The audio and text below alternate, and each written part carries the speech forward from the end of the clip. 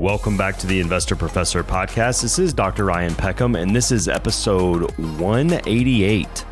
On today's episode 188 becomes a very important episode.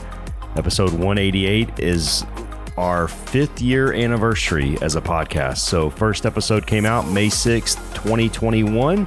So we'll discuss what have we learned over these 5 years. How has the podcast done? All kinds of interesting stats. How's the stock market done over that time?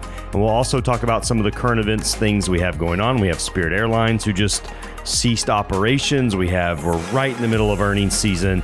We have the Berkshire Hathaway meeting this weekend as well. So all of those coming up. So as always, get your mind right and let's get to work.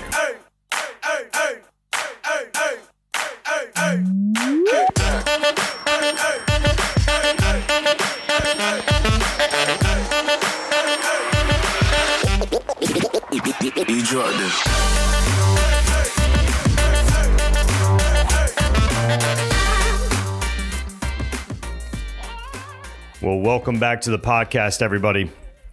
And thank you for joining us here on our 5th anniversary. So I got here, if you're watching on YouTube, you can see it, or I'm sure they'll cut some clips here, but we got a cupcake with a 5 candle on it. I'm just going to let this thing burn the whole episode and we'll see what it looks like at the end. I got my old school Investor Professor t-shirt on that the OGs remember from, I don't know if that was year 1 or 2. I can't even remember at this point. But here we are, 188 episodes later. It has been 5 years since we started this little podcast. I got some stats here that I think you'll find interesting. And yeah, we'll see where we go from here. But, we look back. I actually did something that I guess, never done. I went back and listened to the first episode of the podcast. It's always, when I get the monthly stats, the first episode is constantly on that list. And it always kind of surprises me. I think there's, listeners who get introduced to the podcast and they say, all right, I'm going to go back. I'm going to listen from day one. And so that's always kind of a hard one for me to listen to because, you listen and I can hear that I'm nervous in it and you don't realize this, but when I recorded that episode, I was at my, old office, my old desk, and I literally had the computer and a wall like 6 inches in front of my face. And so I kind of had trouble in the beginning, like just talking to nobody. Whereas somebody gave me a tip a long time ago. It's just like, pretend like you're talking to 1 or 2 people and then it kind of gets easier, which is very true. So if you ever do this, just pretend like you're talking to 1 or 2 people. But let's look at the stats here. 5 years down the road, we've had over 16,000 downloads. Audio wise on YouTube, there have been over 71,000 views on YouTube, which, mind you, that could have been for 2 seconds, the long enough for somebody to scroll up. On Instagram's tougher because it only gives you like the last 90 days. The last 90 days, we've already had 18,000 views on content on Instagram. And so it's really starting to pick up the momentum as far as the number of people that are listening really has picked up over the last 6 months. I don't know what it is. And so you look at this 5 years worth of data now on us managing the stock market together, us learning together, us hopefully saving and investing together. Oh, my candle already went out. Saving, investing together. And so if you look, May 6th of 2021, wrote these down. The Dow Jones, on our first episode, was at 34,541. It is currently at 49,499. So that's an increase of 14,958 points. I know it's hard when I'm throwing numbers at you, but basically it's up 43%. The S&P has gone from 4,201 to 7,230, an increase of 72%. And the winner here, NASDAQ was at 13,632. It is currently at 25,000, and it has gone up 84% over those 5 years. So pretty dramatic numbers here. If you'll notice, we started on May 6th, 2021. And so this was, almost a year after COVID. So you'd had that big increase. But more so than the market going up, what I wanted to discuss was how many like downturns we've been through. So the S&P 500 has gone through one bear market, which was in 2022, and one correction. The NASDAQ has actually gone through one bear market and three corrections. So 2022, 2023, and then Liberation Day, and then actually earlier this year. And the Dow Jones has gone through three corrections since we've been doing this. And I think that's the most important thing to kind of point out is that it hasn't been a straight line. All of these episodes haven't been easy. We've talked about some pretty tough things. We've been in areas where, man, the market has been pretty confusing. And through that, we have still continued to invest, continued to be consistent and persistent in our strategies. And I would also like to point out that our podcast is also older than ChatGPT. So ChatGPT came out on November 30th, 2022. We've ran 2 marathons, Berlin and London, and we've also gone to 3 Berkshire Hathaway events. So all of that has happened over the last 5 years. And I went back and looked as well. So when I started this episode, my investment firm, Right Our Equities, was at $68 million in assets under management. And currently we are at $212 million in assets under management, with this growth of 211%, pretty crazy. And I went back and I looked at some of the things that I discussed on episode number 1, which was talking about the difference between trading versus investing and basically giving the definition of that, right? So trading was, I also noticed that I say right way too much. If you talk about 5 years of things that I've done way too much, saying the word right is definitely way up there. So talking about the difference between trading and investing, whereas trading is owning stocks for less than 2 years, investing is owning stocks for more than 2 years. That's the academic definition. And in that episode number 1, I discussed how many companies make money off of your increased trading activity. And that has only, you talk about things that have changed since when we started versus today. Things that haven't changed, well, I mean, that has not changed. If anything, it's gotten worse because of Polymarket and the gambling apps and all of the things. All of that has basically come together where a lot of young people don't know the difference necessarily between investing in the stock market, gambling in the stock market, gambling on sports, gambling on the Polymarket, prediction markets, all of those things. That, I think, is actually more of a gray area than it was 5 years ago. And so I think, obviously if you're older and your habits are already formed and you're already been investing and you keep that going, it's not a big deal for you. But when you look at, somebody who's younger, learning how to invest, learning the right way to invest, I think it is still pretty confusing just understanding the difference between all of the different markets and what does make them different and what is going to, make you successful over time. And unfortunately, for a lot of them, it's still going to be bad habits. We saw that back in 2022 when the unwind happened. Fun fact, Bitcoin, when we started, the podcast was at 57,400 and it's currently at 78,000. So it has actually underperformed the NASDAQ, the Dow, and the S&P over the 5 years since we started doing this together. So, when I started the podcast, I would think about, okay, this is hopefully going to be helpful to clients. It's going to be helpful for students. And I will say that, from my view, I do think that has been true. I've been able to keep up with former students a lot longer. I had one message me actually today, and just sending me well wishes and things like that about some of the other episodes that we've done previously. But I enjoy being able to see former students and watch them grow up and watch them kind of start their lives. I've been able to see clients, we've been able to have discussions as my client base has gotten larger. This has been a way for me to keep having those conversations where they know kind of what I'm thinking about the market through this.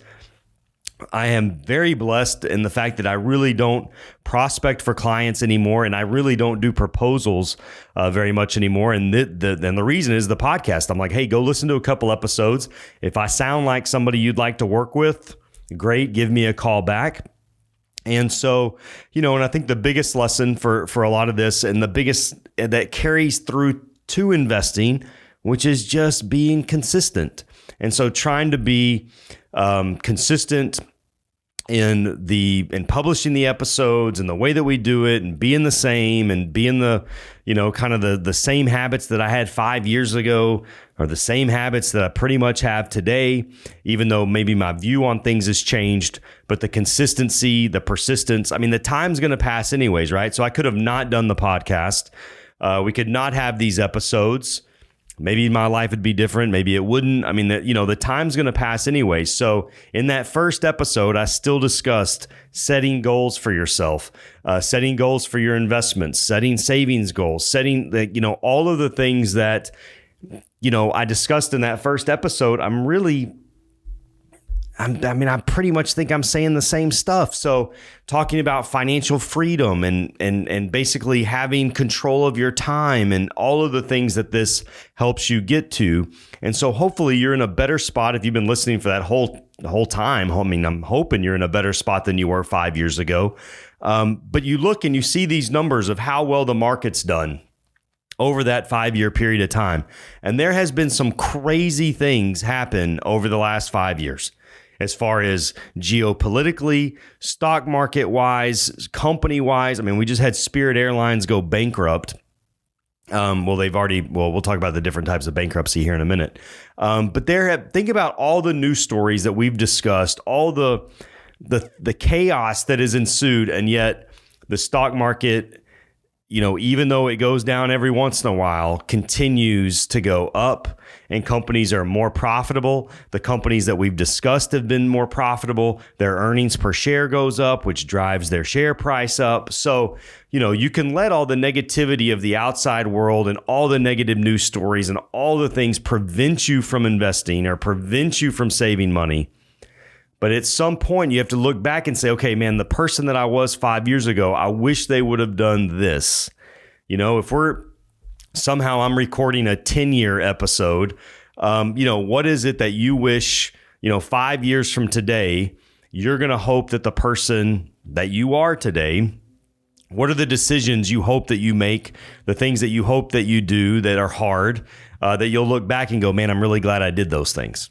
So we have to think about the future version of ourselves. What is the future version of ourselves hoping that today's version, what decision are they hoping you would have made? And what are they hoping you would be consistent with? And, what are the habits that you need to have to kind of make that happen?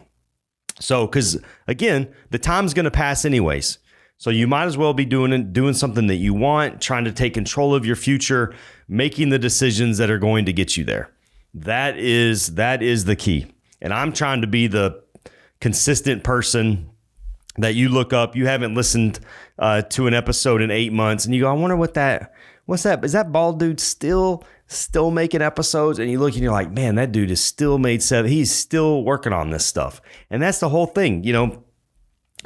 I hope that I know more about finance and investing than I did 5 years ago. I continue to try to get better. I continue to read. I continue to try to look at decisions in the past that, maybe I missed this stock for some reason or this investment for some reason. Like, what was it? What did I not see? Maybe I made a bad investment. What's the worst investment that I've made over the last 5 years?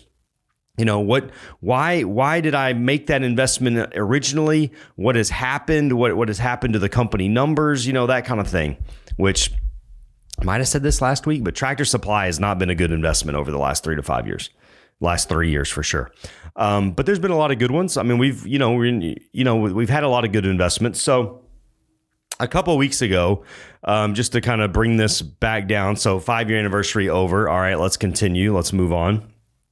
And we look at some of the ideas that I brought up a couple of weeks ago. And one of them is that if we have this return to technology stocks, which are right in the middle of earnings season. So this past week, a lot of news came out. It was Jerome Powell's last meeting as Fed chairman. So he's going to be rolling off. So the next time we have a Fed meeting, it is not going to be with Jerome Powell. It's going to be with presumably Kevin Warsh. And so, he's been our Fed chairman since 2018. So that is also kind of changing of the guard there. So we're going to have to see what happens with the Fed. They left interest rates the same. We also had reports this past week from Meta and Google and Amazon and Microsoft and Apple. So we had, 5 of the largest companies in the world report earnings. The earnings for Google and Amazon were tremendous. I thought Meta's weren't as bad. I don't know why they got so beat up. Apple's were good. Microsoft so. But if you don't read any annual reports, go read Amazon's annual report and just read the letter to shareholders from Jassy. Just go read the letter to shareholder from Jassy, and you'll see how amazing this is. We had GDP numbers come out, which is gross domestic product. How much is the U.S. economy growing? So it was about 2%, which is good. But one caveat to that here for you: about 1.5% of that 2% number was data centers and the AI build out. And so that is where the growth is coming from in America, is technology, data centers, and that is where the money is flowing. And so you look at that versus a Spirit Airlines who, ceased operations on Saturday, which is yesterday. And, the high jet fuel prices, all of these things. So education note here. There's 2 types of bankruptcies. There's Chapter 7, which is liquidation. And there's Chapter 13, which is we're going to restructure our debts. So Chapter 7 is we are liquidating. We are no longer going to cease to exist. We're selling everything. If you want to buy the water fountain, hey, I want to buy that water fountain over there in the corner. They'll sell it to you. They'll sell you the sheetrock. They're literally selling everything and going out of business. Chapter 13 is where you restructure your debts. You go back to the people that you've borrowed money from. You say, hey, I'm sorry, I'm in trouble. We want to keep going, but I can't continue to pay you this. Can we restructure our interest rate? Can we restructure, what we're paying you? Can we get some better terms? Are you going to be willing to work with us? So Spirit Airlines has already done Chapter 13 bankruptcy twice. They have gone in, they've restructured their debts, and they've come back out. Well, one of the things you have to realize with Chapter 13 bankruptcy, when you restructure those debts, is the people that you owe money to, they have to agree to it. They have to say, okay, yes, we will allow you to be able to do this. Well, after you've done it a couple times, those lenders get a little frustrated and they say, we've already worked with you twice. We've already let you restructure these debts twice. I don't know if we want to do this anymore. This does not seem to be a fun game for us. We think we're just going to, make you sell a bunch of yellow planes and we're going to move on. And so we will see what happens. But as far as this moment is concerned, it looks like Spirit Airlines is going to cease to exist. They will be liquidating all of their assets. So if you're, in the market for an airplane, you might be in luck. And we'll see what happens to all those passengers who have prepaid for flights this summer. Where are they going to go? It's probably going to increase ticket prices in other airlines, and that are already higher because of jet fuel prices and gas prices. So, it could be a pretty rough summer as far as flying somewhere.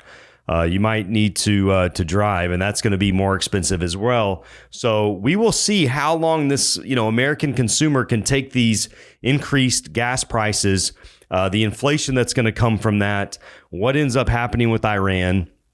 And just like we discussed a couple weeks ago, I said, man, if the market switches and they start, investors start pumping money into technology stocks, the money's going to have to come from somewhere, right? So let's pay attention to defense stocks when the Iran war calms down. Let's look and see what happens to defense stocks.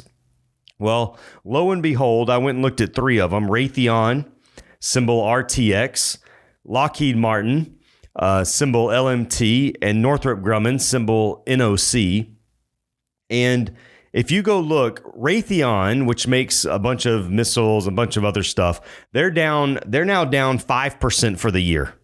So they got above 210 when the Iran war happened. They're now down to, I think, 174, 175.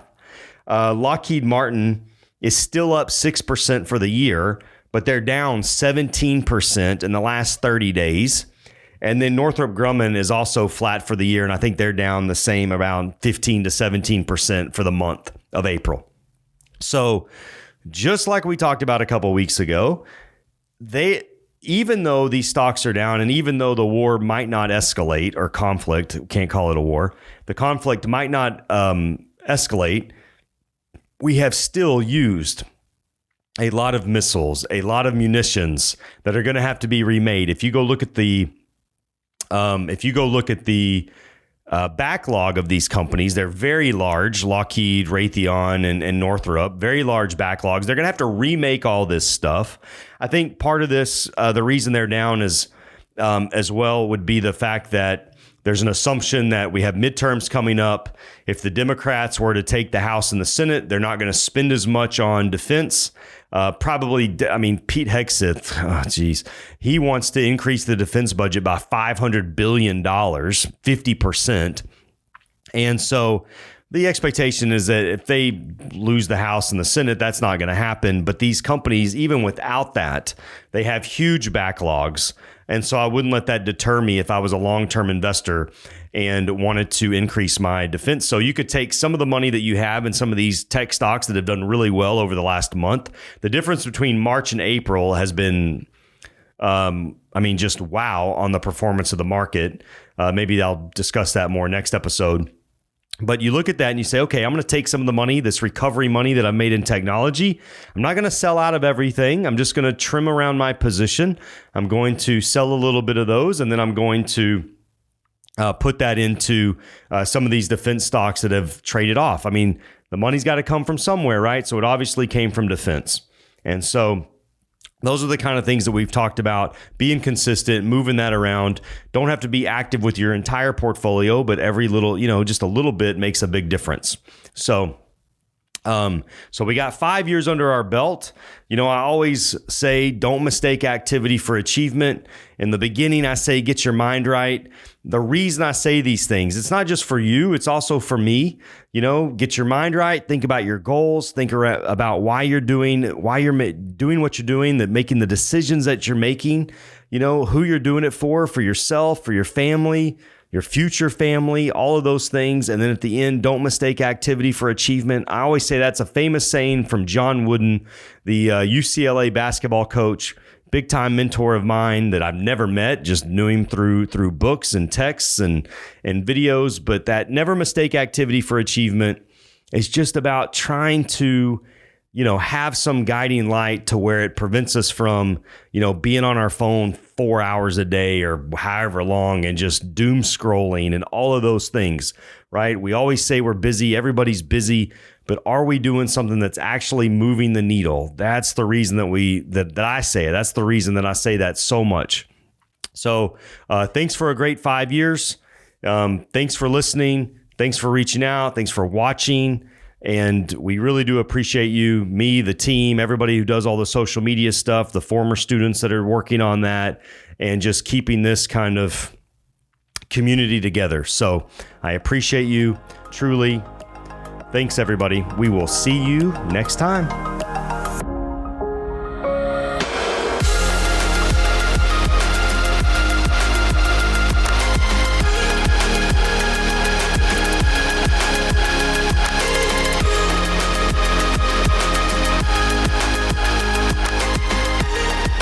This podcast contains general information that may not be suitable for everyone. The information contained here should not be construed as personalized investment advice. There is no guarantee that the views and opinions expressed in this podcast will come to pass.